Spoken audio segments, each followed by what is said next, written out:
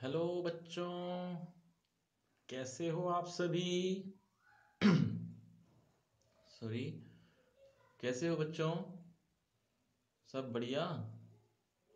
अ, उम्मीद है आप सब अच्छे होंगे। और आज जिस चैप्टर के लिए आप आए हैं उसका नाम है भक्तिन। भक्तिन पाठ को भक्तिन पाठ के बारे में हम आज पढ़ रहे हैं, पढ़ेंगे। और दूसरी बात कि आज से पहले आपने दो पाठ, दो पाठ नहीं, उसको हम दो पार्ट कहेंगे। पाठ नहीं, वो पार्ट थे, वो आपने देख लिए होंगे, जिनमें पहला पार्ट भक्तिन से ही रिलेटेड था और दूसरा भी। ये पार्ट 3 है, ये भी भक्तिन पार्ट से ही रिलेटेड है। अगर आप मेरी बातों से कंफ्यूज हो गए हैं तो आपको एक बार और बता देता हूं कि आज हम 12वीं कक्षा से संबंधित तीसरे पार्ट को, 12वीं कक्षा से संबंधित भक्तिन पाठ, नाम है भक्तिन। और अगर मैं नंबर की बात करूं तो आपके जो नंबर होगा, ये 11वां नंबर का पाठ है, जिसको महादेवी वर्मा ने लिखा है, इस पाठ को यानी भक्तिन पाठ को। और उसने जो जो बात बताई है इस पूरे पाठ में, ज्यादातर भक्तिन के बारे में ही है।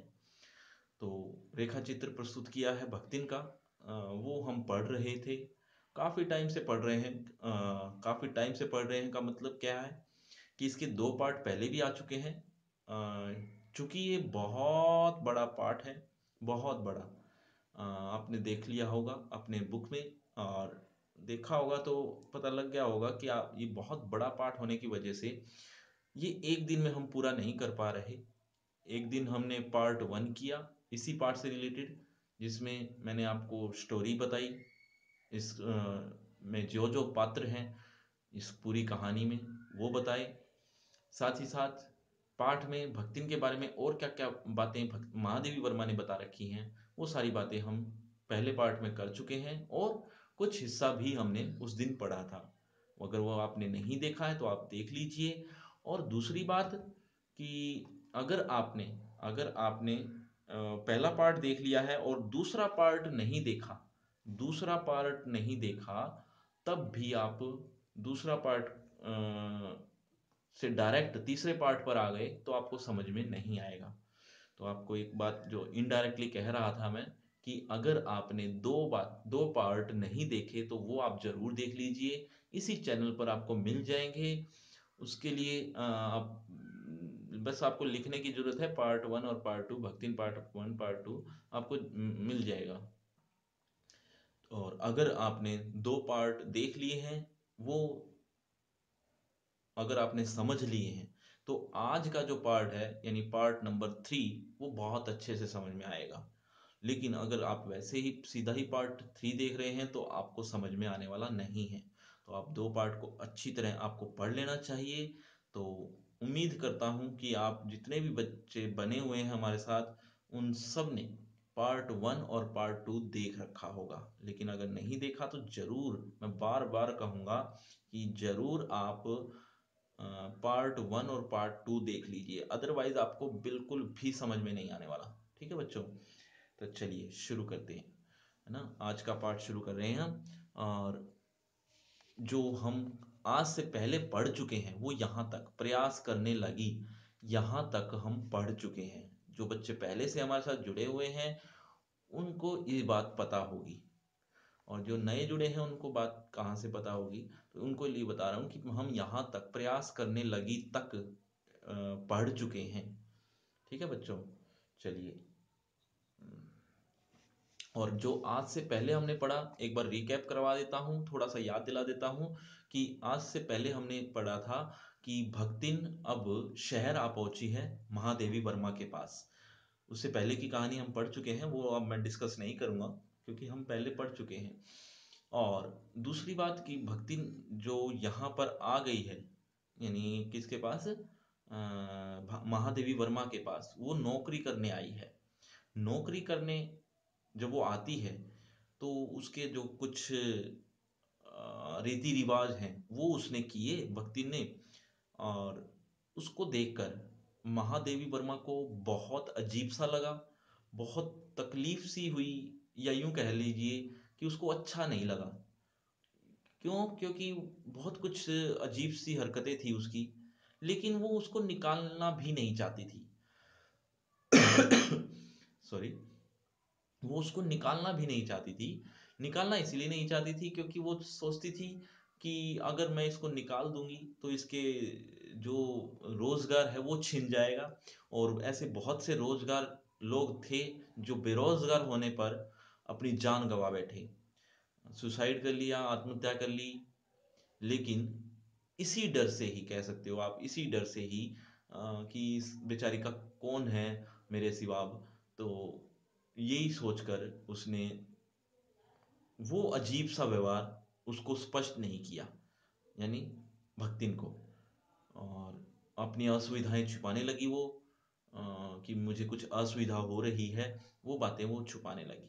ठीक है, चलिए। तो इस तरह की बातें हम लगभग पढ़ चुके थे थोड़ी बहुत, तो और कुछ हमने थोड़ी आगे की बात भी कर दी। अभी हम पढ़ने जा रहे हैं नेक्स्ट, जहाँ से हम छोड़ चुके थे उससे आगे की।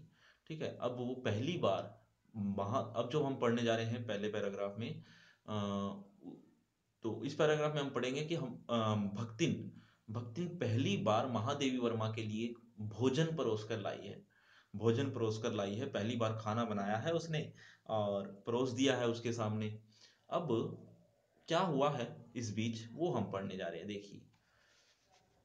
भोजन के समय जब मैंने अपनी निश्चित सीमा के भीतर निर्दिष्ट स्थान ग्रहण कर लिया, मतलब भोजन का जो समय हो गया था, मैंने मतलब महादेवी वर्मा यानी लेखिका ने जो उसकी निश्चित सीमा थी, यानी जहां वो बैठना था, उसको निश्चित स्थान था, निर्दिष्ट स्थान ग्रहण कर लिया, तब भक्ति ने प्रसन्नता से, बड़े खुश होकर, लबालब दृष्टि और आत्मतुष्टि से, लबालब दृष्टि और आत्मतुष्टि यानी बहुत अच्छी उत्साहित होकर, ऐसी दृष्टि के साथ और आत्मतुष्टि के साथ, आत्मतुष्टि का मतलब अपने सेल्फ कॉन्फिडेंस के साथ, अप्लावित, अप्लावित यानी जिसके मुंह में आप्लावित, आप्लावित यानी पानी भर जाना, पानी भरा हुआ के साथ, मुस्कुराहट के साथ, मेरी फूल की थाली में,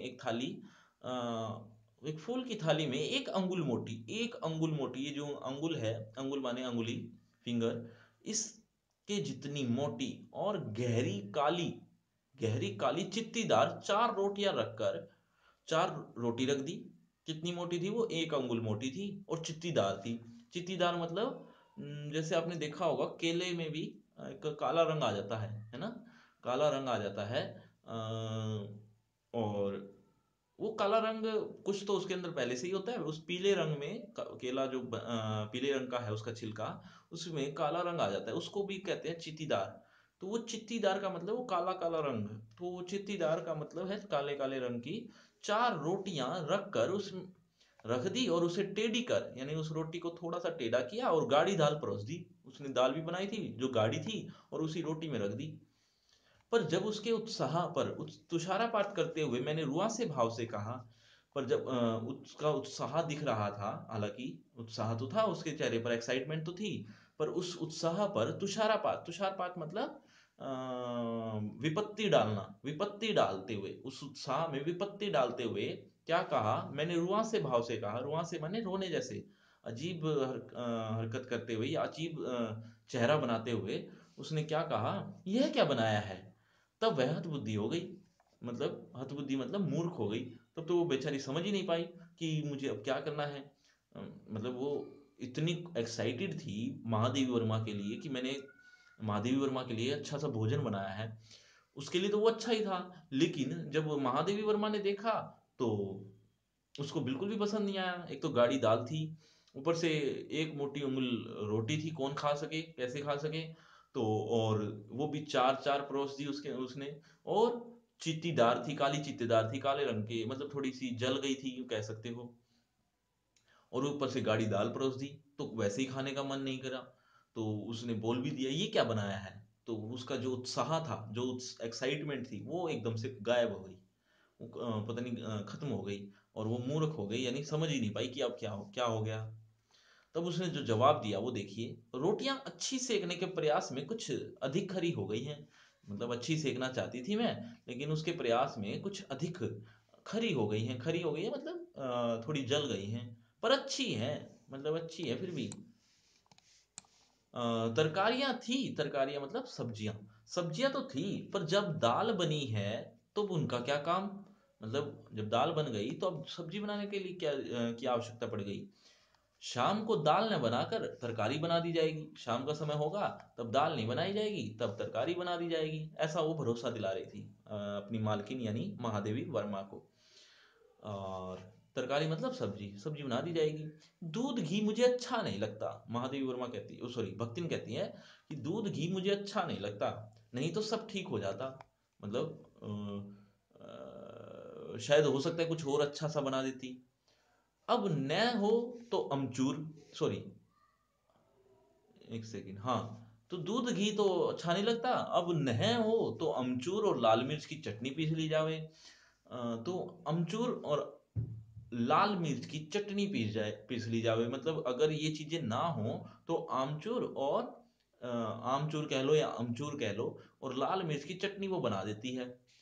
उससे भी अगर काम न चले तो वह गांव से लाई हुई गठरी में से थोड़ा सा गुड़ दे देगी, थोड़ा सा गुड़ आपको आपके सामने पेश कर देगी। मतलब जहाँ जो उसके वो गांव से अपने गुड़ लेकर आई है, वो आपके सामने परोस देती है। और शहर के लोग क्या कलाबत्तू खाते हैं, और मतलब शहर के जो लोग हैं वो कौन से कलाबत्तू खाते होंगे। कलाबत्तू क्या होता है, कलाबत्तू होते हैं कटे हुए बाल, कटे हुए, ये जो बाल है ना, ये कटे हुए बाल। तो भक्तिन कह लो, भक्तिन मन मन में सोच रही है कि और शहर के लोग कलाबत्तू कौन से खाते होंगे, कलाबत्तू खाते होंगे, पूछ रही है, प्रश्न पूछ रही है। फिर वह कुछ अड़ियल या फूहड़ तो है नहीं, मतलब कोई अनाड़ीन, अड़ियल कह रहा हूं मैं, अनाड़ीन, वह कोई अनाड़ीन तो है नहीं, अनाड़ीन मतलब जिसकी समझ ना हो, और फूहड़ मतलब जो मैच्योर ना हो, जो उछल कूद करने वाली, तो अब ऐसी तो है नहीं। उसके ससुर, मतलब अब मैं बता देता हूँ जो आगे हम पढ़ने वाले हैं, कि बहुत से लोग ऐसे भी थे जो भक्तिन को इस बात की प्रशंसा देते रहे कि तूने खाना बहुत अच्छा बनाया है। और वो कौन से लोग थे, वो उसके ही परिवार के लोग थे, जैसे ससुर, चाचा ससुर, सास की सास वगैरह वगैरह, ऐसा ही हम पढ़ेंगे। देखो, उसके ससुर, पितिया ससुर यानी चाचा ससुर, अजिया सास यानी सास की सास, आदि, सास की सास कह लो या पति की दादी कह लो, एक ही बात है, आदि ने उसकी पाक कुशलता के लिए, पाक कुशलता यानी खाना बनाने के लिए न जाने कितने मौखिक प्रमाण पत्र दे डाले हैं, कितने मौखिक प्रमाण पत्र दिए हैं, मौखिक रूप से बहुत प्रशंसा की है, किसकी, भक्तिन की। ठीक है, समझ में आया। अगर समझ में आ रहा है तो यस करिए कि हाँ समझ में आ रहा है, अगर समझ में नहीं आ रहा तो नो करिए कि नहीं समझ में आ रहा। और जिन बच्चों को समझ में नहीं आ रहा वो प्लीज, प्लीज जितने भी बच्चे बाद में जुड़े हैं, ये बात मैं बार बार कहूंगा कि जितने भी बच्चे बाद में जुड़े हैं वो शुरू से वीडियो देखिएगा। शुरू से मतलब हमने इस लेसन के 2 पार्ट और भी बन चुके हैं, निकाल दिए हैं, वो आप जरूर देख लीजिएगा, ये तीसरा पार्ट है। ठीक है, चलिए, भक्तिन के इस सारगर्भित लेक्चर, ये जो लेक्चर था ना, सारगर्भित, सारगर्भित यानी सार से भरा हुआ, यानी विस्तार से भरा हुआ, सारगर्भित लेक्चर का प्रभाव यह हुआ कि मैं मीठे से विरक्त, मीठे से मतलब मीठा के बिना ही, विरक्ति के कारण, बिना गुड़ के और घी के, और घी से, बिना गुड़ और घी से, अरुचि के कारण, मतलब रुचि नहीं थी उसको खाने की, लेकिन उसके कारण रूखी दाल से, रूखी दाल से एक मोटी रोटी रखकर, बहुत ठाठ से, बहुत ठाठ से मतलब बहुत खुश होकर, खुश तो क्या थी, वो व्यंग्य कर रही है वो एक बात को, कि वह एक मोटी रोटी रख कर बहुत ठाठ से यूनिवर्सिटी पहुंची। बहुत ठाठ से मतलब बहुत, जैसे मैंने पता नहीं कितना खा लिया हो, ऐसा, इस तरह से बिहेव करके वो यूनिवर्सिटी पहुंची, यूनिवर्सिटी विश्वविद्यालय जहाँ वो काम करती है या पढ़ती है। और न्याय सूत्र को पढ़ते पढ़ते, न्याय सूत्र को पढ़ते पढ़ते उसने क्या किया, शहर और देहात के जीवन के, शहर और देहात, देहात यानी गांव, शहर और गांव के जीवन के इस अंतर पर विचार करती रही कि हमारे और गांव के लोगों के बीच कितना अंतर है। बहुत अंतर है। वो तो महादेवी वर्मा ने देखा ही। कैसे देखा? कि वो सामने ही दिख रहा था उसको कि अ, जो उसके साथ अभी सुबह से लेकर अब तक हुआ है, सुबह से लेकर अब तक क्या हुआ है, उसको एक जो रोटियां खाने को कैसे ढंग से मिली नहीं, उस तरह की बातें जो मैंने अभी पढ़ी, वो बातें सोचने लगी वो। अलग भोजन की व्यवस्था करनी पड़ी थी। मतलब अगर मैं वो रोटी खाती जो माधवी वर्मा ने बनाई थी, तब तो बहुत बुरी हालत हो जाती मेरी, मैं खा ही नहीं पाती। मैं तो मेरा तो जीवन मेरा तो स्वास्थ्य ही गिरता चला जाता। तो इसीलिए उसने अलग से भोजन की व्यवस्था कर ली। क्यों अलग से भोजन की व्यवस्था की, वो आगे लिखा हुआ है। अपने गिरते हुए स्वास्थ्य और परिवार वालों की चिंता निवारण के लिए, परिवार वालों की चिंता निवारण के लिए मैंने ऐसा कर लिया। परिवार वालों को भी तो चिंता हो रही थी कि मैं क्या खाऊंगी, उस उनके चिंता के निवारण के लिए, इलाज के लिए, दूर करने के लिए मैंने अलग से भोजन की व्यवस्था कर ली। पर प्रबंध ऐसा हो गया कि उपचार का प्रश्न ही खो गया। अच्छा, अब प्रबंध ऐसा हो गया कि उपचार करने का प्रश्न ही दूर की बात है। क्या हो गया? अब ऐसा क्या बीत गया महादेवी वर्मा के साथ, वो सुनो ध्यान से। वो धीरे धीरे उसकी आदी हो गई। किसकी? जैसा वो भक्तिन बनाती थी, जैसा वो भक्तिन रहना चाहती थी, जैसा वो भक्तिन अपने साथ करती थी, ठीक वैसे ही महादेवी वर्मा के साथ भी ऐसा ही होता चला गया। तो ये स्थिति आ गई उसकी अब। तो अब हुआ ये कि अब वो अपनी जो स्थिति थी वो छिपाने लगी। वो जो असुविधा हो रही थी उसको, किसको? भक्तिन को, सॉरी, महादेवी वर्मा को जो असुविधा हो रही थी, वो छुपाने लगी। और छुपाते छुपाते इतनी छुपा दी उसने कि वो, मतलब वो दूसरों को बताती, वो तो सामने वाले को बता नहीं रही है, भक्तिन को, कि मुझे ये असुविधा हो रही है, मुझे ये रोटी अच्छी नहीं लग रही। वो जैसी तैसी बनती है अब खाने लगी। और धीरे धीरे ऐसा ऐसी स्थिति बन गई कि वो उसकी आदी हो गई, यूज टू हो गई। वो वैसा ही काम करने लगी, वैसा ही खाना लगी, वैसा ही व्यवहार करने लगी जैसा भक्तिन करती थी। तो उसके जैसे ही थोड़ी बहुत हो गई वो। तो ये जो ऐसा प्रबंध हो गया कि अब वो अपनी असुविधा भी छुपाने लगी। तो ऐसा ही कुछ लिखा हुआ है, देखिए। प्रबंध ऐसा हो गया कि प्रचार का प्रश्न ही खो गया। इस देहाती वृद्धा ने जीवन की सरलता के प्रति, जीवन की सरलता मतलब इतनी सरल थी वो, इतनी सरल, इतनी सहज थी कि उसके प्रति मुझे इतना जागृत कर दिया। मतलब मैं इतना मोटिवेट हो गई उसके लिए, मैं अपनी असुविधाएं छिपाने लगी। मुझे जितनी भी असुविधाएं होती थी, असुविधाएं मतलब जिसे मुझे खाना पसंद नहीं आया, मुझे ये आप तुम्हारा कपड़े धोना और बिना प्रेस करके पहनना ये मुझे पसंद नहीं आया, इस तरह की कई चीजें मुझे पसंद नहीं है, ऐसा महादेवी वर्मा सोचती थी। लेकिन वो अपनी असुविधाएं छुपाने लगी, उसको बताती नहीं थी। और तो और सुविधाओं की चिंता करना तो दूर की बात है, मैं तो अपनी असुविधाएं भी छिपाने लगी। समझ में आया ना? अगर नहीं आया तो बताइएगा, ताकि मैं उसको रिपीट कर सकूं या आपको कमेंट में समझा सकूं। जो बच्चे लाइव नहीं देख रहे, जो बच्चे लाइव वीडियो नहीं देख रहे, वो बाद में भी कमेंट कर सकते हैं।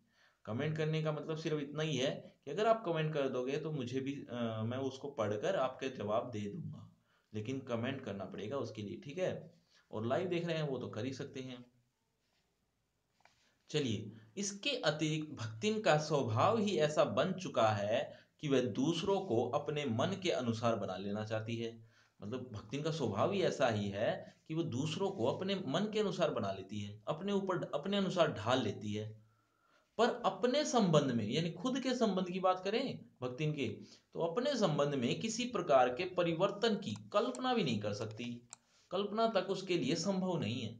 मतलब वो अपने आप को चेंज करने के लिए तैयार नहीं है, उसकी तो वो कल्पना भी नहीं कर सकती, लेकिन दूसरों को वो चेंज कर लेती है। यही है भक्ति। इसी से आज मैं अधिक देहाती हूँ, मैं खुद गांव जैसी हो गई हूँ, ये महादेवी वर्मा कह रही है। पर उसे शहर की हवा नहीं लग पाई, पर उसे शहर की हवा नहीं लगी।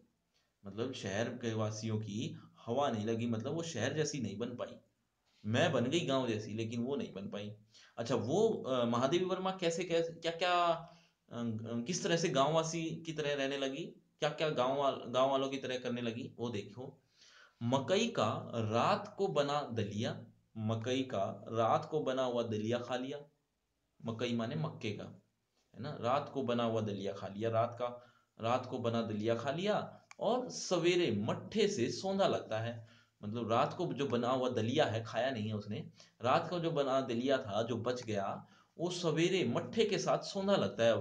मट्ठे मतलब दूध, घी, लस्सी, इसको कहते हैं मट्ठा।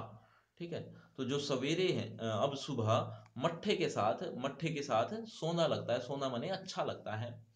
बाजरे के तिल लगाकर बनाए गए पुए, बाजरे के जो तिल लगा, तिल तो आप जानते ही हो ना, ये डिशेज हैं, ये भी एक फसल ही है वैसे तो तिल।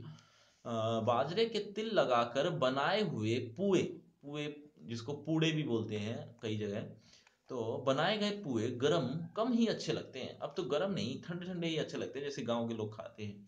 और क्या करते हैं, ज्वार के भुने हुए भुट्टे, ज्वार के जो भुने हुए भुट्टे हैं, भुट्टे के हरे दानों की खिचड़ी स्वादिष्ट होती है। अब वो स्वादिष्ट लगती है वो खिचड़ी, मतलब ये चीजें मुझे कभी पसंद भी नहीं थी, ये तो गांव का एक भोजन है, लेकिन अब ये चीजें मुझे अच्छी लगती हैं। और भी कई चीजें हैं, देखो। सफेद महुए की लपसी, लपसी का मतलब होता है गाढ़ा, नहीं हलवा। लपसी का मतलब हलवा, और महुए का मतलब होता है गाढ़ा पदार्थ, मीठा गाढ़ा पदार्थ। मीठा गाढ़ा गाढ़ा पदार्थ कुछ भी हो सकता है, मैं भी नहीं जानता हूँ। तो सफेद महुए की लपसी यानी हलवा संसार भर के हलवे को लजा सकती है, संसार भर के जितने भी अच्छे अच्छे हलवे हैं ना, उनको भी फेल कर दे, लजा सकती है यानी शर्म करवा सकती है। और क्या है, और ये सब बातें यानी आदि, वह मुझे क्रियात्मक रूप से सिखाती रहती है। ये बातें मुझे वो सिखाती रहती है, ये बताती रहती है। पर यहाँ का रसगुल्ला, मतलब शहर का रसगुल्ला तक भक्तिन के पोपले मुंह में प्रवेश करने का सौभाग्य नहीं प्राप्त कर सका। पोपला मुंह कैसा होता है, जिसमें दांत नहीं होते, तो उसका जो पोपला मुंह है उसके दांत नहीं है, बूढ़ी हो चुकी है वो। तो पोपले मुंह में प्रवेश करने का सौभाग्य नहीं प्राप्त कर सका। इतना सौभाग्य भी नहीं मिला उस रसगुल्ले को कि वो उस पोपले मुंह में जा सके, यानी वो रसगुल्ला भी नहीं खाती है शहर का, वो अपने ही डिशेज होती है उनकी, तो गाँव की। तो मेरे दिन रात रात दिन नाराज होने पर भी उसने साफ धोती पहनना नहीं सीखा, साफ धोती बिल्कुल नहीं पहनती वो।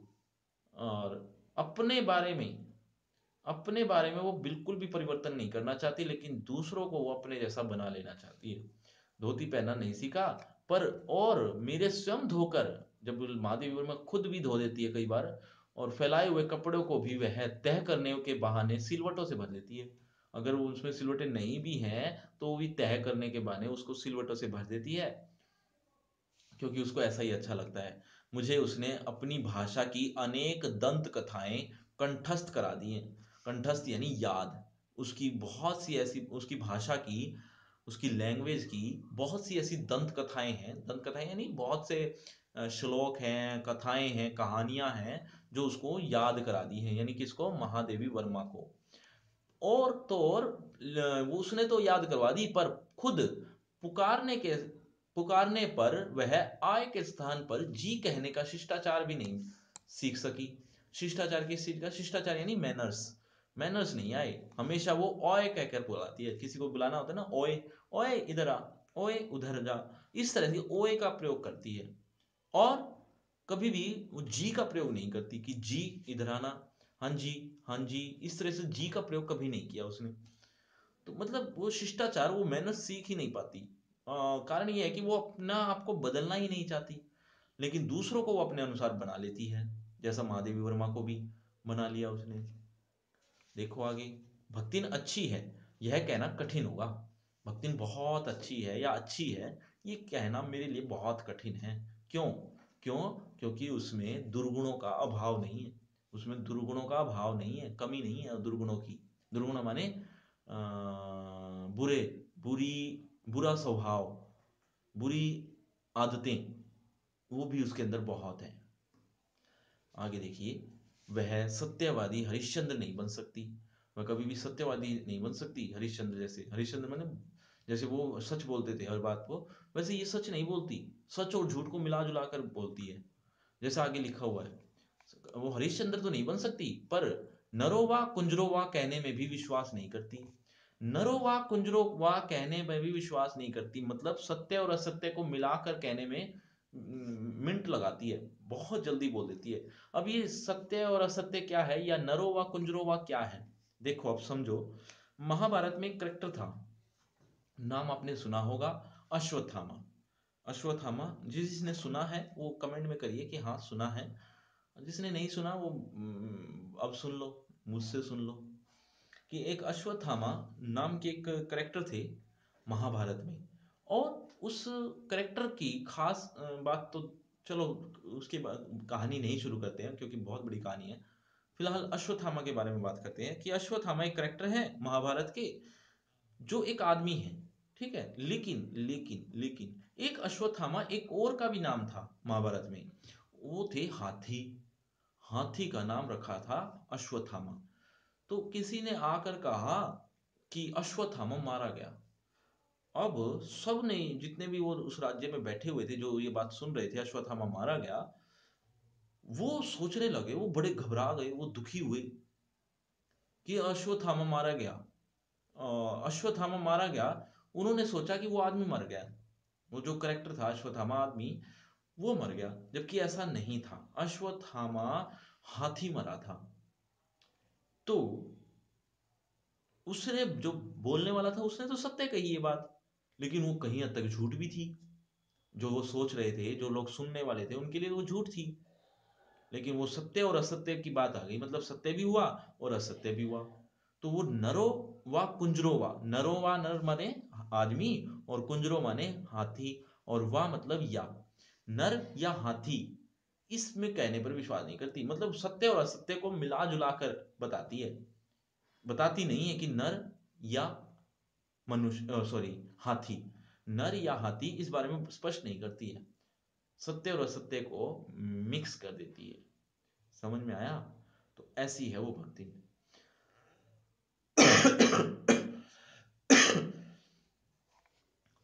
हाँ, तो आगे देखिए। नरोवा, हाँ, मेरे इधर उधर पड़े पैसे, अच्छा और दुर्गुण कौन से थे उसमें, ये एक दुर्गुण तो यही था, सत्य और असत्य को मिक्स कर देना। और दुर्गुण थे, मेरे इधर उधर पड़े पैसे, रुपए भंडार घर की किसी मटकी में कैसे अंतरहित हो जाते हैं, यह रहस्य भी भक्तिन जानती है। मतलब मेरे इधर उधर अगर पैसे पड़े, होता है घर में कई बार कि इधर उधर पैसे रख देते हैं, घर के ही तो सदस्य हैं, कौन उठाएगा कौन चोरी करेगा। थोड़े बहुत पैसे इधर रख दिए, कभी उधर रख देते हैं, कई बार हो जाता है, इधर उधर पड़े पैसे मिल जाते हैं। तो वो भक्तिन के घर में भी था, यानी महादेवी वर्मा के घर में। तो वो क्या करती है भक्तिन, उस वो पैसों को उठाती है और अपने सेफ्टी में रख लेती है, मतलब अपनी गुल्लक में, जहां उसने सेव कर रखे हैं पैसे, वहां उसमें डाल देती है। भंडार घर की मटकी कह सकते हो उसको, मटकी यानी एक तरह की गुल्लक, उस गुल्लक में डाल लेती है। तो एक ये दुर्गुण भी है उसमें। तो और उसके लिए जवाब क्या देती है वो भी आगे लिखा हुआ है, देखो। तो भंडार घर की मटकी में कैसे अंतरहित हो जाते हैं, भंडार घर की मटकी मतलब उस की एक तरह की गुल्लक में कैसे अंतरहित यानी गायब हो जाते हैं, उसके अंदर चले जाते हैं, हो जाते हैं, यह रहस्य भी भक्ति जानती है। ये भक्ति नहीं जानती है क्योंकि ये भक्ति नहीं काम करती है, पता नहीं कैसे कर लेती है। पर उस संबंध में किसी के संकेत करते ही वह उसे शास्त्रार्थ की चुनौती दे डालती है। मतलब अगर कोई उसको ये कह देता है कि इधर उधर पैसे उठाना गलत बात है, इधर उधर वो अब तुम्हारे नहीं है, इस तरह की कोई बातें कह देता है, ये संकेत कर देता है, तो वो शास्त्रार्थ की चुनौती दे डालती है। शास्त्रार्थ यानी शास्त्र में लिखा है ऐसा। अब कोई भी आदमी है उसको पहले तो ये नहीं पता कि शास्त्र में क्या लिखा हुआ है इस बारे में, तो पहले तो वो तर्क करता ही नहीं है। लेकिन अगर वो कर दे तर्क, तो वो तर्क का जवाब भी रखती है। शास्त्रों के उसने कुछ श्लोक याद किए हुए हैं, कुछ शास्त्र को पढ़ रखा हो, तो वही बता देती है। पता नहीं पढ़ भी रखा है या नहीं, लेकिन वो बताती जरूर है। उसको शांत, उसको चुप करवा देती है सामने वाले को, कि वो सामने वाला जवाब ही नहीं दे पाता, ऐसा ऐसा बोलती है। तो शास्त्रार्थ की चुनौती दे डालती है, और जिसको स्वीकार करना, मतलब वो शास्त्र में क्या लिखा है और कब कहाँ लिखा है, इसको किसने क्या पता क्या कहाँ लिखा है, पढ़ा ही नहीं किसी ने, तो उसको स्वीकार कर लेना किसी तर्क शिरोमणि के लिए संभव नहीं है। तर्क शिरोमणि जो तर्क रखने के में सबसे उत्तम है, जो तर्क रख सकता है, बहुत अच्छा है, वो भी चुप हो जाता है। उसके लिए भी संभव नहीं है भक्तिन से लड़ना इस बात के लिए कि शास्त्रों में क्या लिखा है। और वो क्या जवाब देती है, देखो यह उसका अपना घर ठहरा, कि उसका खुद का घर है, पैसा रुपया जो इधर उधर पड़ा देखा, मतलब इधर उधर पड़ा हुआ देख लिया, संभाल कर रख लिया। अब इसमें यह कोई चोरी थोड़ी है, मतलब वो इधर उधर पैसे पड़े हुए हैं, उसका खुद का घर है, उसने वहां से उठाकर कहीं से कहीं पर संभाल के रख लिया, अब इसमें चोरी कहाँ है, ऐसा वो जवाब देती है। तो देखो, उसके जीवन के परम कर्तव्य ने मुझे प्रसन्न रखना है। एक बार फिर से पढ़ देता हूँ। उसके जीवन का परम कर्तव्य है मुझे प्रसन्न रखना है। उसका सबसे बड़ा कर्तव्य यही है कि मैं प्रसन्न कैसे हूँ, मैं खुश कैसे रहूं, यानी महादेवी वर्मा। तो मुझे प्रसन्न कर रखना है। जिस बात से मुझे क्रोध आ सकता है, जिस बात से उसको क्रोध आ सकता है, किसको, महादेवी वर्मा को, उसे वह बदल कर इधर उधर करके बताना। क्या वह झूठ है, मतलब इधर उधर उधर करके बता दिया, वो झूठ थोड़ी है। जैसे फॉर एग्जांपल ये गुल्लक में पैसे वाली बात ही ले लीजिए कि हो सकता है कि महादेवी वर्मा को इस बात पे गुस्सा आ जाता कि ऐसे कैसे उठा सकती हो तुम पैसे, लेकिन वो इधर उधर करके बात बता देती है। जैसे उसने कहा कि मैंने इधर उधर पैसे पड़े देखे, मैंने अपने संभाल के रख लिए, ये अपना उसका खुद का अपना ही तो घर है, ऐसा कहकर वो उसको शांत कर देती है। तो वो उसको गुस्सा नहीं आ पाता इस वजह से। तो इस तरह से घुमा फिरा कर बतलाना, ये उसका काम है, ये वो इस तरह से कर लेती है। वो इतनी चोरी, इसको चोरी नहीं मानती, ठीक है, तो वो झूठ नहीं मानती। इतनी चोरी और इतना झूठ तो धर्मराज महाराज में भी रहा होगा। लेखिका कहती है इतना झूठ तो धर्मराज महाराज भी बोलते होंगे, इतनी चोरी तो थोड़ी बहुत वो भी कर लेते होंगे। और अगर वो नहीं कर पाते हो, नहीं तो वे भगवान जी को कैसे प्रसन्न रख सकते थे, मतलब कैसे भगवान को प्रसन्न करते, अगर थोड़ा बहुत झूठ और थोड़ा बहुत घुमा फिरा कर ना बोलते तो। संसार को कैसे चला सकते थे, जो संसार को वो चला रहे हैं धर्मगुरु धर्मराज महाराज, वो कैसे चला सकते अगर वो इतना थोड़ा बहुत झूठ या हिला हिवाली नहीं करते तो। समझ में आया? अगर अगर समझ में आ गया तो यहाँ तक मैंने समझा दिया है। अगर नहीं आया तो लिख के बताइए मुझे कमेंट में कि नहीं आया, और समझ में आ गया हो तो यस कर दीजिए कि हाँ समझ में आ गया है। जल्दी कीजिए, मैं वेट कर रहा हूँ, जल्दी जल्दी करो, मैं वेट कर रहा हूँ, जितने भी बच्चे देख रहे हैं। चलिए, अगर आप कर देते हैं तो अच्छी बात है, नहीं तो मैं आगे बढ़ रहा हूँ, तब तक मैं आगे देख लेता हूँ। अच्छा, अभी तक हमने पढ़ा था कि वो शास्त्र की चुनौती दे डालती है, शास्त्र के बारे में बता देती है कि मैंने शास्त्रों में ऐसा लिखा है, शास्त्रों में वैसा लिखा है, वगैरह वगैरह वगैरह। एक बार लेखिका ने, यानी महादेवी वर्मा ने टोक दिया उसको। क्या टोक दिया कि तुम जो ये बार बार सिर घुटाती हो ना, सिर घुटाने मतलब अपने बाल समर्पित कर देती हो, बिल्कुल गंजे हो जाती हो, तो वो सिर घुटाना, सिर को, सिर पर से बाल समर्पित करना, ये अब एक लेडीज को शोभा नहीं देता, एक लेडी को शोभा नहीं देता, इसीलिए ये काम मत किया करो। ये बात कही किसने, महादेवी वर्मा ने। किसको, भक्तिन को, क्योंकि वो ऐसा करती है। तो उसने फिर कहा ये बात, ये तो शास्त्रों में लिखा हुआ है। अब की बार उससे रहा नहीं गया, किससे, महादेवी वर्मा से रहा नहीं गया। उसने पूछ ही लिया कि ऐसे कौन से शास्त्र में लिखा है, मुझे भी तो बताओ, और क्या लिखा है। तब वो जवाब भी देती है, और वो क्या जवाब देती है वो हम पढ़ेंगे। देखो, ऐसा ही कुछ लिखा हुआ है। शास्त्र का प्रश्न भी भक्तिन अपनी सुविधा के अनुसार सुलझा लेती है, कि उसकी जैसी सुविधा है, जैसा वो चाहती है वैसा ही वो बना लेती है शास्त्र को भी। मुझे स्त्रियों का सिर घुटाना, सिर घुटाना यानी सिर पर से बाल को समर्पित कर देना, यानी गंजा हो जाना अच्छा नहीं लगता। अतः मैंने भक्तिन को रोका, मैंने उसको रोका कि नहीं ऐसा मत करा करो हर बार, क्योंकि वो हर हफ्ते करती है। उसने अकुंठित भाव से उत्तर दिया, यानी असहमति से उत्तर दिया कि शास्त्र में लिखा है। कुतूहलवश यानी हैरानीजनक, हैरानीवश, कुतूहलवश का मतलब हैरानीजनक, मैं पूछ ही बैठी, मैंने पूछ ही लिया क्या लिखा है, ऐसा क्या लिखा है। वो तुरंत उत्तर मिला, उत्तर भी मिला, क्या मिला, तीरथ गए मुड़ाए सिद्ध, ये लिखा है। तीरथ गए मुड़ाए सिद्ध का मतलब क्या है वो मैं आपको बता देता हूँ। कि तीर्थ लोग वो जाते हैं, यानी तीर्थों की यात्रा तो वो करेंगे उनको मुक्ति मिलेगी जिन जो सिद्ध मुंडाए जो मुंडा लेते हैं, सिर को मुंडा लेते हैं और वो सिद्ध हो जाते हैं, यानी उनका काम पूरा हो जाता है जो सिर को मुंडा लेते हैं मतलब गंजे हो जाते हैं। ऐसे लोग ही तीर्थ की यात्रा करेंगे, यानी मोक्ष की प्राप्ति करेंगे। अब लेखिका से रहा नहीं गया कि ऐसा भी कुछ लिखा हुआ है, तो लेकिन जवाब दे दिया था उसने, अब वो क्या कहती। अब उसके पास और भी प्रश्न थे कि ऐसे कौन से शास्त्र में लिखा है, ये भी वो पूछ सकती थी, लेकिन उसकी हिम्मत नहीं थी क्योंकि वो उसका भी जवाब देती। इसीलिए उसने वो चुप ही रह गई और वो हर हफ्ते अपने बाल को मुंडाती रही। ऐसा ही लिखा हुआ देखो। कौन से शास्त्र का यह रहस्यमय सूत्र है, यह जान लेना मेरे लिए संभव नहीं था, मेरे लिए कठिन था ये, क्योंकि वो उसका भी जवाब दे देती। अतः मैं हार कर मौन हो रही, मतलब मैं चुप हो गई, हार गई। भक्तिन का चूड़ा कर्म मतलब बाल को समर्पित करना। हर बृहस्पतिवार को, हर वीरवार को एक दरिद्र माने होता है गरीब, एक गरीब नापित माने नाई, नाई के गंगा जल से उस धुले उस्तरे सॉरी, गंगा जल से धुले उस्तरे, उस्तरे माने उस्तरा तो आप जानते ही होंगे ना।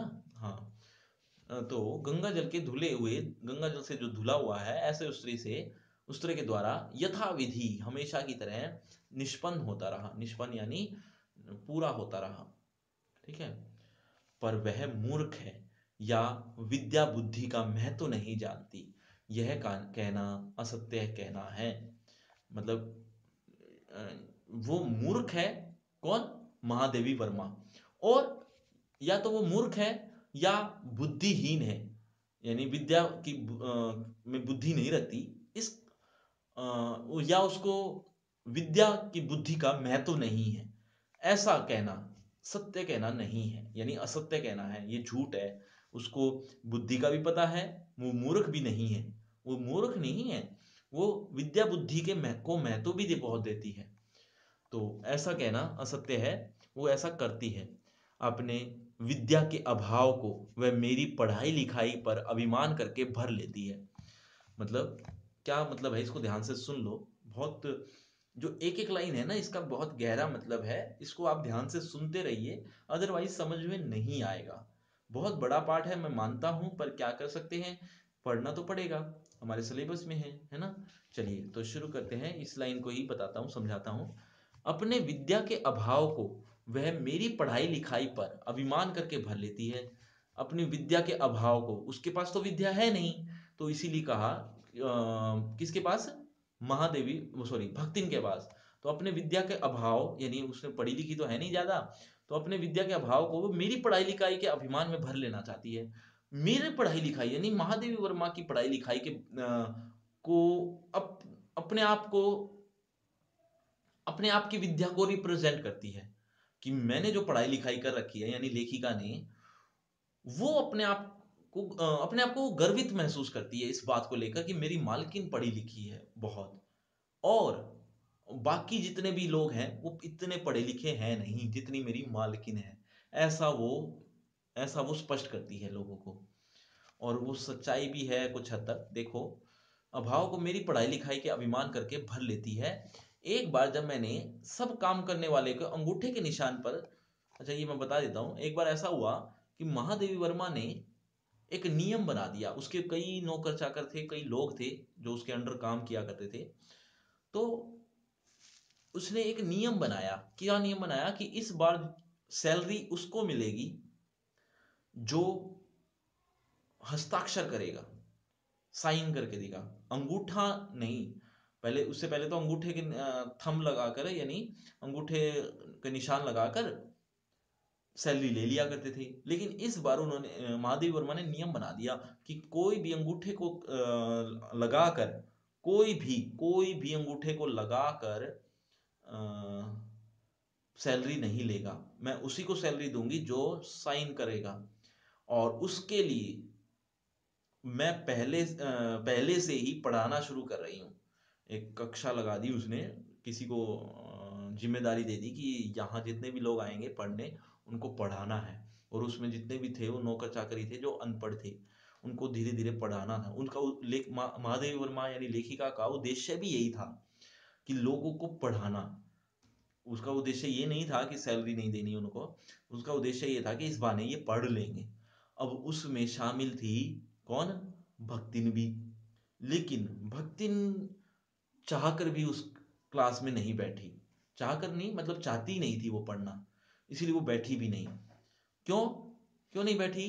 क्योंकि उसको लगता था कि मैं इतनी बूढ़ी हो चुकी हूं और इन लोगों के बीच में बैठूंगी पढ़ती हुई, अच्छी नहीं लगूंगी, मेरा एक तरह का अपमान होगा, तो मैं इसीलिए नहीं बैठूंगी। वो बैठी भी नहीं।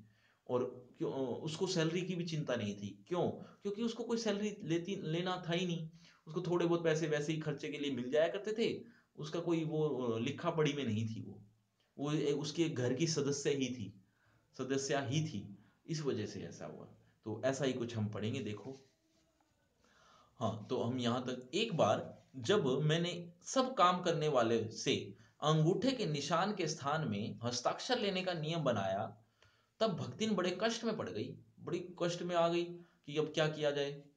क्योंकि एक तो उससे पढ़ने की मुसीबत नहीं उठाई जा सकती थी, और दूसरे सब गाड़ीवान दाइयों के साथ बैठकर पढ़ना उसकी दूसरा सब गाड़ीवान दाइयों के साथ, गाड़ीवान यानी जो गाड़ी चलाने वाली दाइयां हैं, यानी नौकर हैं उसके, लेडी नौकर कह सकते हो, नौकरानी कह सकते हो। गाड़ीवान दाइयों के साथ बैठकर पढ़ना उसकी वयोवृद्धता, वयो माने जिसकी जो बढ़ चुकी है, वृद्धता माने बूढ़ी, वयो माने उम्र, वय माने उम्र, ऐसी बहुत ज्यादा उम्र हो गई हो, और किसकी? वृद्धता की, यानी बूढ़ेपन की। बूढ़ेपन की भी बहुत उम्र हो गई है उसकी, यानी बहुत बूढ़ी हो चुकी है। कहने का मतलब यही था कि उसकी वयोवृद्धता का अपमान होता अगर वो ऐसा करती, तो अपमान था। इसीलिए उसने वो पढ़ाई शुरू ही नहीं की। अतः उसने कहना आरंभ किया। क्या आरंभ किया? अच्छा, उसने अब बहाना लगाया। पढ़ना तो वो चाहती नहीं थी, तो उसने बहाना लगाया।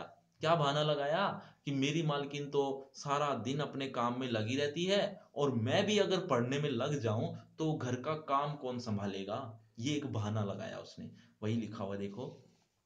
अतः उसने कहना आरंभ किया, यानी एक तरह का बहाना लगाया, हमारी मलकिन तो दिन रात कितबियन माँ गड़ी रहती है। कितबियन माने किताबों में गड़ी रहती है, यानी पढ़ती रहती है या लिखती रहती है। अब हमऊ पढ़ी लागब तो घर गृहस्थी कौन देखी सुनी। अब हमऊ माने हम, अगर हम ही पढ़ने लिखने लग जाएं तो घर गृहस्थी कौन देखी सुनी, कौन देखेगा, कौन सुनेगा घर गृहस्थी को। यानी घर भी तो चलाना है। अगर सारे इस काम में लगने लग जाए तो फिर गृहस्थी संभालने वाला कौन हो। इसीलिए वो खुद इस काम में हाथ बटाती ही है वो, और एक तरह का बहाना बनाकर उस पढ़ाई से वो बच गई। आगे देखो क्या लिखा है। पढ़ने वालों पढ़ने वाले और पढ़ाने वाले, उल्टा बोल गया हूं मैं, सॉरी। पढ़ाने वाले और पढ़ने वाले दोनों पर इस तर्क का ऐसा प्रभाव पड़ा कि भक्तिन इंस्पेक्टर की तरह क्लास में घूम घूम कर किसी की आ ई की बनावट और किसी के हाथ की मंथरता, किसी की बुद्धि की मंदता पर टीका टिप्पणी का अधिकार पा गई। मतलब अब वो क्या करती है, उस क्लास में जाती है जहां पढ़ाई लिखाई हो रही है, तो किसी की आ ई की बनावट को ठीक करने लग जाती है, कभी इधर उधर देखने लग जाती है, कभी टीका टिप्पणी करने लग गई कि ये ऐसा नहीं वैसा होना चाहिए। मतलब एक तरह का इंस्पेक्टर बन गई स्कूल में, स्कूल की वो, यानी उस क्लास की इंस्पेक्टर बन गई। और ये बोलने लगी कि ये चीजें नहीं होनी चाहिए, वैसे होनी चाहिए। तो इस तरह का अधिकार मिल गया। क्यों? उसको अब खुद तो पढ़ना नहीं है। अगर खुद पढ़ती तो शायद उसके लिए भी यही चीजें होती। उसे तो अंगूठा निशानी देकर वेतन लेना नहीं होता। इसी से बिना पढ़े ही वह पढ़ने वालों की गुरु बन बैठी। बिना पढ़े ही वो पढ़ने वालों की गुरु बन गई, यानी एक तरह की अधिकारी बन गई। वह अपने तर्क ही नहीं, तर्कहीनता के लिए भी प्रमाण खोज लेने में पटु है। मतलब वो अपने तर्क ही नहीं, तर्कहीनता के लिए भी प्रमाण, अगर कई बार तर्क खत्म हो जाता है या फेल हो जाता है तो उसके लिए भी वो प्रमाण यानी कि सबूत खोज लेने में पटु है। पटु माने कुशल है। इस बात में, इस काम में अपने आप को महत्व देने के लिए वह अपनी मालकिन को असाधारणता देना चाहती है। मतलब अपने आप को वह महत्व देना चाहती है। महत्व तभी मिलेगा जब उसकी मालकिन असाधारण होगी। कि उसकी मालकिन जब असाधारण है तो उसके नौकर भी असाधारण होंगे। तो ऐसा करने के लिए वो अपनी मालकिन को असाधारण बताती है कि मेरी मालकिन तो असाधारण है, कि उसके जैसा काम तो कोई कर ही नहीं सकता। एग्जाम्पल भी देती है वो, उदाहरण के लिए। पर इसके लिए भी तो प्रमाण की खोज ढूंढ आवश्यक हो जाती है। मतलब इसके लिए भी तो कोई सबूत चाहिए कि वो उसकी मालकिन असाधारण है, इसका भी तो कोई सबूत हो। तो उसके लिए वो क्या करती है, वो एक तरीका अपनाती है। देखो क्या तरीका है। वो सबूत ढूंढ भी लेती है, यानी भक्तिन भक्तिन सबूत क्या ढूंढती है, वो एक उदाहरण देती है। जब एक बार मैं उत्तर पुस्तकों और चित्रों को लेकर व्यस्त थी। मतलब जब एक बार महादेवी वर्मा कभी उत्तर पुस्तकों यानी जो किताबें थी और चित्र बनाने में व्यस्त थी। आपको भी पता होगा कि जब इंसान चित्र बनाता है तो वो एक पेज पर चित्र बना रहा है तो ऑब्वियसली दूसरा उसमें हेल्प नहीं कर सकता, या करना चाहे तो भी नहीं कर सकता है। कारण ये है कि वो चित्र वो खुद के दिमाग में है उसके, कि उसको बनाना क्या है, सामने वाला शायद ना समझ पाए, तो वो अकेला ही काम करता है। और किताब लिखने का भी अकेला ही काम होता है, कोई रचना करनी है तो ये एक ही तो कवि करते हैं, सारे मिलके थोड़ी कर सकते हैं। तो वो लगी हुई है महादेवी वर्मा चित्रों और किताबों को लिखने में, है ना, या पढ़ने में। तो इस चीज में वो लगी हुई है। तो वो टोक देती है, कौन, महादेवी वर्मा। महादेव सॉरी मैं उल्टा बोल गया हूँ, भक्तिन इस बात को टोक देती है कि जो आसपास की जो छात्राएं हैं, उसके वहां आसपास छात्राएं भी हैं, वो छात्राओं को टोकती है कि तुम सारा दिन कुछ नहीं करती, खाली बैठी रहती हो। तुम महादेवी वर्मा यानी अपनी उसकी जो मालकिन है उसका हाथ क्यों नहीं बटाती हो। तो ऐसा वो कहती है। अब सारे जानते हैं कि ये जो काम कर रही है महादेवी वर्मा, यानी चित्र बनाने का, उस काम में हाथ तो बटाया जा नहीं सकता, है ना। तो वो क्या करती हैं, वो अपनी असमर्थता ही प्रकट करती हैं। असमर्थता यानी अ, उस काम में असक्षम रहती हैं, और ये कहती है कि हमें ये काम आता ही नहीं है जो ये कर रही हैं। तो फिर तो वो उसके भक्तिन के तेवर और चढ़ जाते हैं कि हमारी मालकिन जैसा तो कोई काम जानता ही नहीं है, इसीलिए वो असाधारण है। ऐसा वो जो अभी थोड़ी देर पहले पढ़ रहे थे, वही कहानी, वही सबूत वो ढूंढती है। वो सबूत अब बताती है वो। तो तब भक्तिन सबसे पहले कहती घूमी, जब वो चित्र बनाने और पुस्तकों में व्यस्त थी। कौन, महादेवी वर्मा, सॉरी हाँ महादेवी वर्मा। तो भक्तिन सबसे कहती घूमी, क्या कहती, वो बिचरई तो रात दिन काम में झुकी रहती है, और तुम पचाई घूमती फिरती हो, चलो तनिक हाथ बटाई लो। अब इसका मतलब समझ गए होगे, पर फिर भी एक बार समझा देता हूँ। तो वो क्या कह रही है, वो बिचरई यानी वो बेचारी तो रात दिन काम में झुकी रहती है, काम में लगी रहती है, और तुम पचाई घूमती रहती हो। पचाई माने लोग, तुम लोग, और तुम लोग घूमती रहती हो, घूमती फिरती रहती हो। चलो तनिक हाथ बटाई लो, यानी हाथ ही बटा दो उसका, वो अकेली लगी हुई है। सब जानते थे कि ऐसे कामों में हाथ बटाया सॉरी ऐसे कामों में हाथ नहीं बटाया जा सकता। अतः उन्होंने अपनी असमर्थता प्रकट कर भक्ति से पिंड छुड़वाया। पिंड माने पीछा, पीछा छुड़वाया, असमर्थता प्रकट करके कि हमें ये काम आता ही नहीं है, ये है असमर्थता। ऐसा कहकर भक्ति से पिंड छुड़वाया। बस फिर तो क्या था, ये तो एक सबूत मिल गया उसको कि उसकी मालकिन असाधारण है। तो बस इसी प्रमाण के आधार पर उसकी अतिशयोक्तियां माने अतिशयोक्तियां माने बात को बढ़ा चढ़ा कर कहना, बात को बढ़ा चढ़ा कर कहना अतिशयोक्तियां होती हैं। तो उस अतिशयोक्तियों में अतिशयोक्तियां, जितनी भी अतिशयोक्तियां थी, यानी बात को वो बढ़ा चढ़ा कर कहती थी। कौन, भक्तिन। क्या कहती थी कि मेरी मालकिन तो असाधारण है, मेरी मालकिन जैसा काम कोई जानता ही नहीं है, वो जैसा काम करती है उसके जैसा तो कोई दुनिया में है ही नहीं, वगैरह वगैरह वगैरह। इस तरह की जो अतिशयोक्तियां, वो लेखिका ही लिख रही है ये बात। तो हो सकता है उसमें ये गुण रहे हों, लेकिन लेखिका ये बात मान नहीं रही है, तो इसलिए कहा है अतिशयोक्तियां। तो अतिशयोक्तियां, ये जो बढ़ा चढ़ाकर जो बातें कही गई हैं या मानती है कौन, महादेवी, सॉरी भक्तिन। भक्तिन जो ये अतिशयोक्तियां करती है, उसकी ये अतिशयोक्तियां अरब मेल सॉरी अमर बेल सी फैलने लगी। अमर बेल मतलब ऐसी बेल जिस जो बहुत लंबे समय तक या बहुत लंबे टाइम तक खिलती रहती है, ऐसी बेल, ऐसी लता, अमर बेल कहते हैं उसको, बिना वजह आ जाती है वो, उसको कोई उगाता नहीं है, वो अपने आप ही उगाती है, तो उसको कहते हैं अमर बेल। वो अमर बेल की तरह फैलने लगी वो अतिशयोक्तियां। उसकी मालकिन जैसा कोई काम जानता ही नहीं, इसी से तो बुलाने पर भी कोई हाथ बटाने की हिम्मत नहीं करता। कितना ही कोई बुलाते रहे लेकिन कोई हेल्प ही नहीं करता है। उसकी मालकिन जैसा कोई काम जानता ही नहीं है, इसी से तो वह बुलाने पर भी कोई हाथ बटाने की हिम्मत भी नहीं करता। चलिए, ऐसा ऐसा भक्तिन सोचती है। पर वह स्वयं कोई सहायता नहीं दे सकती, पर वह स्वयं भी कोई सहायता नहीं दे सकती। इसे मानना अपनी हीनता स्वीकार करना है। मतलब खुद भी तो वो सहायता नहीं कर सकती। कौन? भक्तिन। उसने ये बात तो कह दी कि तुम लोगों को कुछ आता जाता है नहीं, मेरी मालकिन जैसी असाधारण मालकिन और कोई नहीं है। ऐसी मालकिन तो, ऐसे ऐसी लेडी तो कोई और होगी ही नहीं। लेकिन वो खुद भी तो सहायता नहीं दे सकती। तो अब ये स्वीकार करना कि मैं भी सहायता नहीं कर सकती अपनी मालकिन का, तो ये उसके लिए अपमान होगा। तो वो क्या करती है, बहाने बहाने से कुछ और काम में लग जाती है। वो कोई और काम में जुड़ जाती है, कोई दिखावा करने लग जाती है। दिखावा तो क्या, वो एक्चुअल में ही काम करती है, पर वो कोई और काम में जुड़ जाती है, जिससे लगे कि वो भी काम में लगी हुई है, यानी मालकिन भी, और वो भी यानी भक्तिन भी।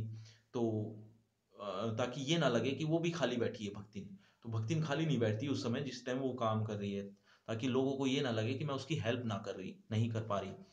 तो ऐसा ना नहीं दिखाने के लिए ऐसा वो करती है। तो इससे पर वह स्वयं कोई सहायता नहीं दे सकती। इसे मानना अपनी हीनता स्वीकार करना है। अपनी हीनता यानी अपनी कमी स्वीकार करना है। इसी से वह द्वार पर बैठकर बार बार बार कुछ काम बताने का आग्रह करती है कि मुझे कोई काम बताइए। मैं वो द्वार पर बैठ जाती है और वो काम बताने का आग्रह करती रहती है, यानी रिक्वेस्ट करती है कि मुझे कोई काम बता दीजिए। और फिर वो करती भी है कुछ हद तक, कि कभी उत्तर पुस्तकों को बांध कर, कभी अधूरे चित्रों को कोने में रखकर, कभी रंग की प्याली धोकर, कभी चटाई को आंचल में झाड़ कर, चटाई को आंचल में झाड़ दिया, सॉरी, चटाई को आंचल से झाड़ कर, चटाई पर आंचल मार दिया, आंचल माने दुपट्टा, दुपट्टे से झाड़ दी। वह जैसी सहायता मुझे पहुंचाती रहती है। उससे भक्तिन का अन्य व्यक्तियों के साथ अधिक बुद्धिमता यानी बुद्धिमान होना प्रमाणित हो जाता है, कि वो अधिक बुद्धिमान है। कैसा, कैसे प्रमाणित हो जाता है? प्रमाणित माने सबूत मिल जाता है कि वो जो लड़कियां हैं बाकी, वो तो हेल्प भी नहीं कर पा रही हैं, लेकिन महादेवी वर्मा की हेल्प भक्तिन तो कर ही पा रही है, चाहे वो कैसे भी। तो इससे वो अधिक बुद्धिमान साबित हो जाती है। वह जानती है कि जब दूसरे मेरा हाथ बटाने की कल्पना तक नहीं कर सकते, मतलब दूसरे जब हाथ बटाने की कल्पना भी नहीं कर पा रहे, हाथ बटाने यानी उसकी हेल्प करने के लिए, तब वह सहायता की इच्छा को, कि सहायता की इच्छा करना चाहती है, उसकी क्रियात्मक रूप देती है। क्रियात्मक यानी कार्य करके, सिर्फ सोचती नहीं है, वो कार्य करके ही दिखाती है। सहायता की इच्छा को क्रियात्मक रूप देती है। इसी से मेरी किसी पुस्तक के प्रकाशित होने पर, किसी कोई पुस्तक अगर प्रकाशित हो जाती है मेरी, तो प्रकाशित होने पर उसके मुख से पर प्रसन्नता की अब आभा वैसे ही उद्भासित होती है जैसे स्विच दबाने से बल्ब में छिपा आलोक। मतलब क्या था इसका? इसका मतलब था कि जैसे बल्ब में छिपा हुआ आलोक होता है, आलोक माने प्रकाश, बल्ब तो आप जानते ही हैं, आलोक माने प्रकाश, तो एक स्विच दबाओ और वो चमक उठता है। वैसे ही वो भी खुश हो जाती है। कब? कब खुश हो जाती है? जब महादेवी वर्मा की कोई पुस्तक छपती है, तो वो बहुत खुश होती है। क्यों खुश होती है? इतनी ज्यादा खुश क्यों होती है? क्योंकि वो उनकी मालकिन है? नहीं, सिर्फ इतना ही नहीं कि वो उसकी मालकिन है, वो इसलिए भी खुश होती है कि मैंने भी इस बुक को छपवाने में, छापने में हेल्प की है। लिखकर तो नहीं, लेकिन जैसे तैसे भी महादेवी वर्मा की वो हेल्प करती है, तो वो कहीं ना कहीं वो अपना सहायता ढूंढती है उस पुस्तक में, कि मेरी भी सहायता इसमें मिली हुई है। तो वो बड़ा खुश हो जाती है इस बात को देखकर कि जब वो उसकी बुक छपती है। तो ऐसा ही कुछ लिखा हुआ था। एक बार और पढ़ देता हूँ वो लाइन जो आपको समझ में नहीं आई होगी। देखो, इसी से मेरी किसी पुस्तक के प्रकाशित होने पर उसके मुख पर प्रसन्नता की आभा वैसे ही उद्भासित, उद्भासित यानी प्रकट हो जाना, हो उठती है जैसे स्विच में दबाने से बल्ब में छिपा आलोक यानी प्रकाश उद्भासित होता है, यानी प्रकट होता है। वह सुने में उसे बार बार छूकर, सोने में ले जाती है, यानी अकेले में ले जाती है और उसे छूती है, आंखों के निकट ले जाकर सब और घुमा फिराकर मानो अपनी सहायता का अंश खोजती है। सब और घुमा फिराकर देखती है इस उस बुक को, अंदर देखती है, बाहर देखती है, ऊपर नीचे सब देखती है। ये देखती है कि मेरा भी इसमें सहायता का अंश है, मैंने भी इसमें हेल्प की है। और उसकी दृष्टि में व्यक्त आत्मघोष कहता है, आत्मघोष यानी प्रसन्नता, और उसकी जो दृष्टि में व्यक्त है क्या, प्रसन्नता। और वो कहता है कि उसे निराश नहीं होना पड़ता, वो कभी निराश नहीं होती, वो हमेशा उस बात से प्रसन्न बहुत होती है जब भी उसकी कोई बुक छपती है। और यह स्वाभाविक भी है, ये तो नेचुरल है, ये तो नेचुरल ही है ये बात। किसी चित्र को पूरा करने में व्यस्त मैं जब बार बार कहने पर भी भोजन के लिए नहीं उठती, मतलब ये स्वाभाविक भी है क्योंकि उसने सहायता एक्चुअल में पहुंचाई है। और एक्चुअल में कैसे पहुंचाई है वो देखो आगे लिखा हुआ है कि किसी चित्र को पूरा करने में व्यस्त, मैं किसी चित्र को पूरा करने में व्यस्त होती हूँ, और मैं जब बार बार कहने पर भी भोजन के लिए नहीं उठती, मैं मतलब महादेवी वर्मा बार बार उसे टोका जा रहा है कि भोजन डाल दिया है, खा लो, भोजन डाल दिया है, आ जाइए भोजन खाने, मतलब महादेवी सॉरी भक्तिन हमेशा कहती होगी, क्योंकि लेकिन वो चित्र बनाने में व्यस्त है, इसीलिए हमेशा हमेशा चित्र बनाने में वो व्यस्त होने के कारण थोड़ा लेट ही हो जाती है खाना खाने में, वो खाना खाती नहीं है कई कई बार। तो वो उस समय वो क्या करती है, भक्तिन क्या करती है, भोजन के लिए जब नहीं उठती तब वह कभी दही का शरबत, कभी वो दही का शरबत बना लेती है यानी लस्सी बना लेती है, कभी तुलसी की चाय वहीं देकर भूख का कष्ट नहीं सहने देती, कि मुझे भूख लगने का कष्ट भी नहीं होना होता वो। कभी कभी वो हमेशा कभी कभी कह रहा हूँ, हमेशा वो ऐसा ही करती है कि जब भी मैं खाना खाने के लिए नहीं उठती तब मुझे भूख बर्दाश्त नहीं करनी पड़ती, भूख नहीं लगने देती। क्यों? क्योंकि वो कभी शरबत ले आती है तो कभी चाय ले आती है, इस तरह से मुझे कभी भी भूख का कष्ट या दुख नहीं उठाना पड़ता। तो ये थी अ, महादेवी वर्मा की सेविका यानी भक्तिन। तो भक्तिन कुछ ऐसी भी है, मतलब उसमें दुर्गुण तो है, ये बात तो स्पष्ट है, परंतु परंतु परंतु परंतु उसमें सगुण भी बहुत है, यानी बहुत से गुण भी बहुत है जो आपने देखे, कितनी अच्छी सेविका बनकर वो रह रही है। दुर्गुण थे उसमें जो माधवी वर्मा ने बताए, लेकिन उसमें गुण कितने हैं वो अब बताएगी, यानी अब से वो शुरू हुई है गुण बताना। और लगभग आधे पौने घंटा 1 घंटे की और कहानी है जिसको मुझे समझाना है, लेकिन इस वीडियो में पूरा कर पाना मुश्किल है। अतः आप फिर से जुड़िएगा हमारे साथ पार्ट 4 देखने के लिए, और मैं प्रयास करूंगा पार्ट 4 में वो पूरा चैप्टर खत्म हो जाए। अब ऑब्वियस बात है, बहुत बड़ा चैप्टर है, आप देख ही रहे हैं, तो इसको छोटे रूप में प्रस्तुत करना थोड़ा मुश्किल था, इसको डिटेल में ही पढ़ेंगे। और शायद आपको समझ में आ रहा होगा, और मेरा उद्देश्य भी यही है डिटेल में पढ़ने का, कि आपको समझ में आ जाए। लेकिन जितने भी बच्चे लेट जुड़े हैं उनके लिए मैं जरूर बता देता हूँ कि वो इस पाठ को, इस पाठ के पार्ट को, यानी भागों को, इस पाठ के भागों को जरूर देखना। मैं पार्ट 1 भी निकाल चुका हूँ, पार्ट 2 भी निकाल चुका हूँ इसी पार्ट से रिलेटेड, क्योंकि ये बहुत बड़ा चैप्टर था। अब आज जो हमने पढ़ा वो पार्ट 3 था, तीसरा। अब हम जो पढ़ेंगे एंड में वो पार्ट 4 पढ़ेंगे, बहुत जल्द वो आपके सामने आ जाएगा। आप स्टे ट्यून रहिए, ताकि आपको वो चैप्टर मिस ना कर पाए। उसके लिए आपको सब्सक्राइब कर लेना चाहिए इस चैनल को, अगर आपको देखना है तो। क्यों? उससे क्या होगा, उससे नोटिफिकेशन आ जाएगा, आपको पता चल जाएगा कि कब अपलोड हो गया है। तो लेकिन एक और बात कहना चाहूँगा अन अकेडमी के बारे में। एक्चुअल में आप ये तो पता ही है कि आपको अन अकेडमी का ये चैनल है, तो अन अकेडमी का इस चैनल पर आपको बहुत सारे मटेरियल हर सब्जेक्ट से रिलेटेड आपको मिल जाते हैं, और मिलते रहेंगे आगे भी।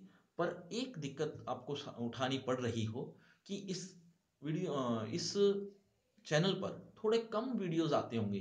कम वीडियोस का मतलब कहने का सिलेबस वाइज की बात करें, एक सब्जेक्ट की बात करें, तो उसकी बात कर रहा हूँ। एक सब्जेक्ट के जो सिलेबस है बहुत लेंदी है, वो लेंदी होता ही है +2 का, जितना भी है मान लेते हैं 10 है, 15 है, यूनिट है भी, या चैप्टर्स हैं, या जो भी है, है ना। तो जितने भी चैप्टर्स हैं उनके रिगार्डिंग अगर मैं बात करूं तो ये हो सकता है कि इस चैनल पर आपको थोड़ा कम देखने को मिलता हो। तो उसके लिए आपको एक इलाज बता रहा हूं, एक तरीका बता रहा हूं, पहले भी बताया कि आप अन अकेडमी ऐप को डाउनलोड कर लीजिए। अन अकेडमी ऐप को डाउनलोड करने से क्या होगा, आपको जो आपको मटेरियल कम मिल रहा है वो बहुत ज़्यादा मिलने लग जाएगा। ठीक है, तो ये था अन अकेडमी ऐप को डाउनलोड करने का फ़ायदा। तो इसके लिए आपको लिंक जो डिस्क्रिप्शन बॉक्स में मिल जाएगा, वहां से भी आप डाउनलोड कर सकते हैं। अदरवाइज आप प्ले स्टोर पर चले जाइए, प्ले स्टोर पर आप अन अकेडमी ऐप लिखेंगे तो आपको ऊपर ही ऊपर अन अकेडमी ऐप मिल जाएगी। तो उसको आप जरूर डाउनलोड कीजिए, जरूर आपको उस चीज़ का फ़ायदा उठाना चाहिए। उसका कोई पैसा नहीं लग रहा है, अन अकेडमी ऐप डाउनलोड करने का आपका कोई पैसा नहीं है, कोई पैसा नहीं लगेगा। आप चाहिए, अगर आपको पसंद आता है तो उस पर आप पढ़िए, अच्छा लगेगा शायद, मुझे लगता है। शायद इसलिए कह रहा हूँ क्योंकि मैक्सिमम जो स्ट्रेंथ है जिनको मैं जानता हूँ वो मानते हैं ये बात कि अन अकेडमी ऐप पर जो समझाया जाता है वो बहुत अच्छी तरीके से समझ में भी आता है और मटेरियल भी बहुत ज़्यादा मिल जाता है। तो इसके लिए आपको भी फ़ायदा उठाना चाहिए, ऐसा ही कुछ। बाकी आपकी जैसी इच्छा। तो आपने इस पूरे वीडियो को सुना, देखा, इसके लिए आपका बहुत बहुत बहुत बहुत शुक्रिया। Thank you very much. अभी मुझे जाना पड़ेगा, हम फिर मिलेंगे पार्ट 4 में। ज़रूर आइएगा, ज़रूर देखिएगा। बाय बाय बच्चों। Thank you very much.